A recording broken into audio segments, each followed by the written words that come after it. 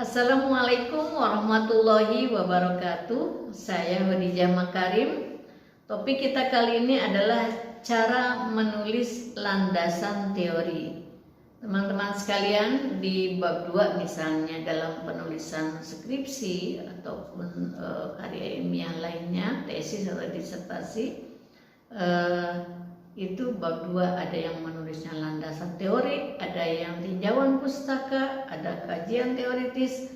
Tetapi pada intinya ingin saya sampaikan satu sama lain ada sedikit perbedaan. Misalnya landasan teori itu ada, landasan itu kan dasar ya. Jadi teori utama yang harus ditulis di dalam bab 2. Nanti ada teori-teori lain yang mendukung ya. Jadi sebetulnya di dalam bab 2 itu ada, kalau kamu tulis landasan teori itu sebetulnya di dalamnya ada tinjauan pustakanya juga gitu, karena nggak mungkin yang ditulis hanya grand teorinya saja, hanya teori besarnya saja, tetapi juga ada dukungan-dukungan tinjauan pustaka ataupun hasil-hasil penelitian terdahulu. Nah, apa yang dimaksud dengan teori itu banyak ya definisinya, tapi yang paling penting adalah konsep. Teori itu adalah konsep yang berhubungan satu sama lain, yang berisi suatu pandangan tentang suatu fenomena. Itu yang dimaksud dengan teori. Jadi konsep-konsep yang abstrak itulah yang disebut teori. Nah, konsep-konsep itu akan membantu kita memahami sebuah fenomena sosial ya. Nah, baik teman-teman sekalian, teori itu adalah proses mengembangkan ide-ide untuk menjelaskan apa dan bagaimana suatu peristiwa itu terjadi ya. Jadi kalau teman-teman yang belajar filsafat ini sudah paham pasti makna dan manfaat dari sebuah teori. Nah, teori secara empiris itu kan adalah hasil pengujian. Ada hipotesis, lalu berdasarkan observasi, ada berdasarkan eksperimen. Ya, apakah pendekatannya kuali atau kuanti itu adalah secara empiris sudah diuji, itu nanti lahirlah sebagai suatu teori. Nah, landasan ya, tadi kan judulnya landasan. Jadi yang ada di bab 2 ya, biasanya di bab 2 ya, landasan teori itu adalah dasar atau fondasi. Jadi kamu cari teori yang betul-betul dibutuhkan untuk mengiris ya, katakanlah membahas penelitianmu misalnya. Jadi kalau misalnya contoh, kalau akan membahas motivasi berprestasi, tidak langsung motivasi berprestasi, tapi harus ada grand teorinya tentang teori motivasi yang besarnya, lalu masuk ke motivasi berprestasi, misalnya seperti itu. Nah, landasan teori itu adalah merupakan pernyataan yang disusun secara terstruktur ya. Gunanya adalah supaya kita melaksanakan penelitian secara sistematis. Jelas teorinya, jangan sampai kita melaksanakan penelitian tidak berlandaskan teori yang kuat ya. Kalau seperti itu nanti penelitiannya menjadi lemah ya. Kemudian teman-teman sekalian, kenapa kita harus menuliskan teori di dalam rangkaian proses penelitian? Itu adalah fungsinya ada 3. Yang pertama, supaya penelitian itu fokus, jangan kesana kemari. Memang yang mau diuji adalah teori itu, landasannya itu misalnya. Untuk membahas hasil penelitiannya juga teorinya itu. Jadi jangan kesana kemari. Yang kedua, supaya penelitian kita sistematis, karena teori ini akan berguna nanti di dalam penyusunan alat ukur ya.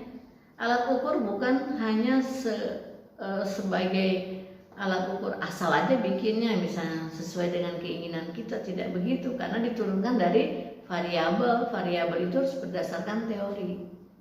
Menetapkan variabel harus berdasarkan teori ya. Jadi teori ini adalah satu, fokus dan sistematis. Yang kedua dan yang ketiga adalah untuk menentukan sumber data sekunder ya. Jadi setelah data primer kita butuh data sekunder, kembali ke teori ya. Baik teman-teman sekalian, sekarang sesuai dengan judulnya, Caranya bagaimana sekarang menuliskan landasan teori di bab 2 itu? Ya, yang pertama harus menuliskan penemu teori yang utama. Jadi kalau kamu misalnya mengambil dari buku lain, bukan penulis bukunya yang ditulis, penemunya dulu. Ya, jadi itu nanti sumbernya itu kamu ketemuin di buku apa misalnya. Kemudian yang kedua, tahun dan tempat pertama kali teori itu ditemukan, di mana, tahun berapa. Kemudian isinya apa, ditulis, dan kemudian bahas sedikit relevansi dengan penelitianmu itu apa. Kenapa teori itu yang diangkat misalnya, kok tidak teori yang lain misalnya. Maka kalau kamu menemukan 2 atau 3 teori, baca mana yang paling cocok dan yang paling kuat untuk dijadikan landasan teori dalam penelitianmu ya. Jadi kalau kita lihat variabelnya apa, nah cari dulu gitu ya. Kemudian penelusuran landasan teori itu harus dirujuk dari sumber utama, bukan sumber yang kedua dan ketiga. Contoh misalnya teman-teman yang belajar di pendidikan agama Islam atau serumpun menemukan hadis yang menguatkan penelitianmu dari buku-buku agama yang relevan. Itu tidak bisa, kamu harus cari buku hadis yang utamanya gitu. Ya, jadi Al-Qur'an misalnya kamu menemukan ayat Al-Qur'an yang mendukung penelitianmu, yang akan membahas penelitianmu dari buku-buku ya, dari buku teks nggak bisa ya. Kamu harus kembali ke Al-Quran. Itu kan hanya membantumu, oh ketemu nih bahwa ayat sekian, surat ini ayat sekian itu mendukung penelitian saya misalnya. Boleh itu diambil sebagai rujukan awal ketemu ayatnya, tapi kamu harus kembali ke Al-Quran, ambilnya dari Al-Quran, seperti itu ya. Kemudian begitu juga filsafat misalnya, atau apapun lah, motivasi, psikologi dan sebagainya, ilmu hukum apapun dari disiplin ilmunya, kamu ketemunya di mana, dan itu bukan yang utama, tapi harus kembali cari sumber utamanya gitu ya.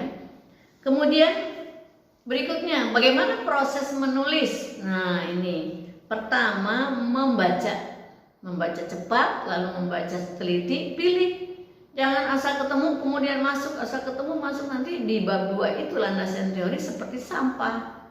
Ya, jadi kamu harus pilih setelah ketemu teori A, teori B, teori C, lihat mana yang paling kuat dan paling relevan dengan penelitianmu, itulah yang diambil. Nah, kalau yang kurang itu nanti di pembahasan ya, membahas gitu ya. Kalau bisa ambillah yang paling kuat ya. Kemudian diskusikan di dalam tulisan itu, menurut ahli ini, menurut ahli ini.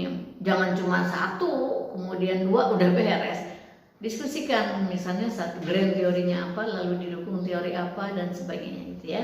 Jadi dalam tulisanmu itu menjadi hidup. Nah baik teman-teman sekalian, jadi yang ingin saya sampaikan, terutama teman-teman yang S1 yang menulis skripsi, jangan sampai kamu menulis landasan teori itu cuma ngumpul-ngumpulin teori aja, tidak ada diskusi di dalam bab 2 itu. Diskusi itu maksudnya kamu ada teori ini, tahun sekian dibantah oleh ini, kemudian dikuatkan oleh teori ini, segitu. Jadi seperti itu ya. Contoh ya, saya ambil contoh misalnya, kalau teman-teman ingin meneliti tentang atau menulis tentang komunikasi interpersonal orang tua misalnya pada saat pembelajaran daring ya, komunikasi interpersonal antara orang tua dengan anaknya misalnya, berarti grand teorinya adalah komunikasi interpersonal ya, tetapi jangan masuk langsung itu, awalnya masuk dulu bagian pertama, apa itu komunikasi, model komunikasi, unsur-unsur komunikasi, lalu baru masuk ke komunikasi interpersonal. Contohnya seperti itu ya. Jadi kepribadian misalnya, teman-teman yang ingin mengukur, menulis tentang bagaimana kepribadian seseorang misalnya, introvert, extrovert misalnya, itu yang diteliti. Tetapi awalnya harus ada teori kepribadiannya, apa itu kepribadian, faktor-faktor yang mempengaruhi kepribadian seseorang, apakah kepribadian itu dinamis atau tidak, baru masuk ke intinya, yaitu ciri-ciri kepribadian introvert atau extrovert dan seterusnya ya. Jadi ada pengantarnya dulu gitu sebelum ke teori yang ada pada variabel penelitianmu. Nah, baik teman-teman sekalian, mudah-mudahan ini bisa membantu. Jangan lupa di bab 2 berapa banyaknya yang kamu bahas harus seimbang dengan pembahasan di bab 4 ya. Jadi jangan sampai kebanyakan teori ketika membahasnya hanya sedikit sekali gitu. Dan yang terakhir ingin saya sampaikan bahwa fungsi bab 2 adalah untuk menyusun kuesioner penelitian atau alat ukur dan juga untuk membahas hasil penelitianmu. Jadi jangan ditinggal setelah bikin bab 2 udah nggak pernah dibuka-buka lagi. Tapi bab 2 itu berfungsi untuk sebagai dasar untuk membuat alat ukur dan untuk membahas hasil penelitianmu.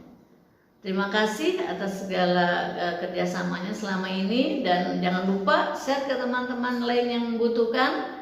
Mohon maaf bila ada kekurangan. Assalamualaikum warahmatullahi wabarakatuh.